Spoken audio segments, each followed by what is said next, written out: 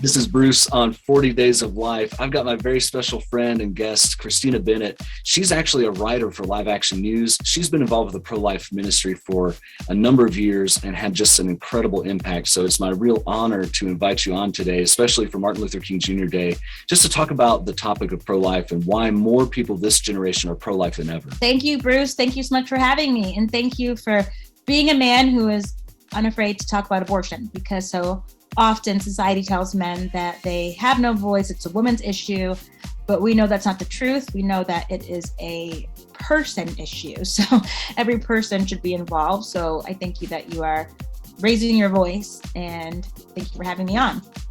You know, with the civil rights movement today that we're celebrating with Dr. King's legacy, it reminds me that the issue of abortion is a human rights issue. It's a civil rights issue. It's an issue about humanity itself. Yes, I believe that it is the greatest human rights issue of our day, because without the right to life, you have no other right. So I look very fondly upon the legacies of people like Harriet Tubman, Sojourner Truth, Frederick Douglass, Martin Luther King Jr., Coretta Scott King, and so many other abolitionists, so many other civil rights leaders.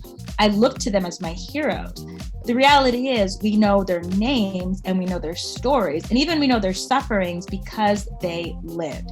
Because they lived even in the midst of horrific experiences with injustice, but because they lived, we know their names. We look up to them as heroes. We honor them, for holidays. We tell our children to be like them.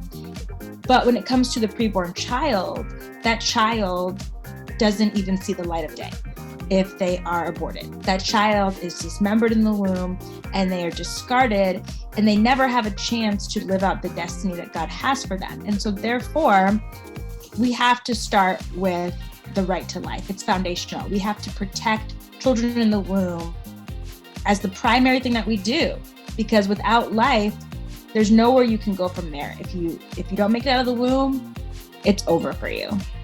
If we can't even protect the most vulnerable of our society in the womb, then how can we expect to protect any other group? Right, exactly. We have to start here, and we have to teach our children that life is to be respected in the womb and outside of the womb. And there's so many different movements out there today that are fighting for, civil rights, social justice, and so many of them have good intentions and they're fighting for good things. I'm not fighting against them. But I want them to understand that our role in fighting for life is just as important as any other fight, because we are together fighting for the life of that person. I want a young Black boy to live. I want him to be born. I want him to survive coming out of mother's womb. And then I want him to flourish and thrive. I want him to become a teenager. I want him to become an adult and have a family. I want him to become an elderly man and, hopefully die in his sleep after he's lived out the dreams that God has for him.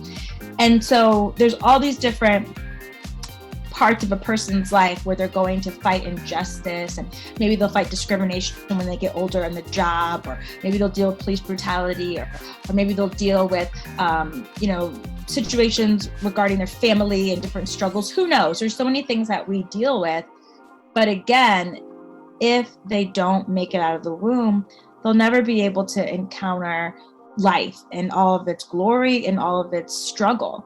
If you think about what's going on with, us honoring Dr. King's life and legacy, we've had to come to a place where we all agree, okay, it doesn't matter if you're Black, white, Jewish, Asian, doesn't matter if you're Democrat or conservative.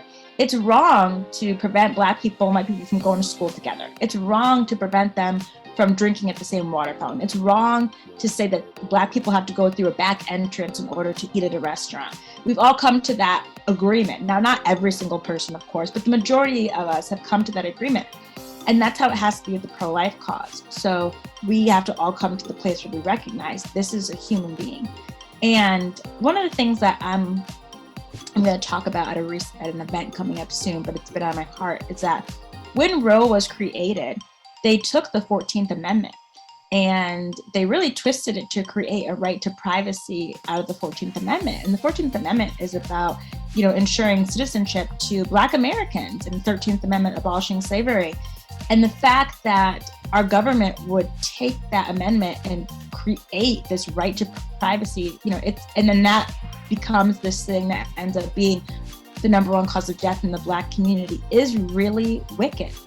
There's really no other way to describe it. It's truly wicked and unjust, and it actually prevents us from having everything that we were supposed to have in the 14th Amendment that was promised to us.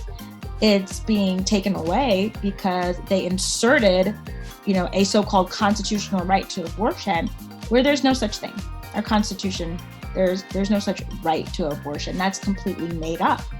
And it's made up to profit a huge greedy industry and to keep, control of, like Ruth Bader Ginsburg said once, I thought Roe was about the numbers of people that we didn't want too many of.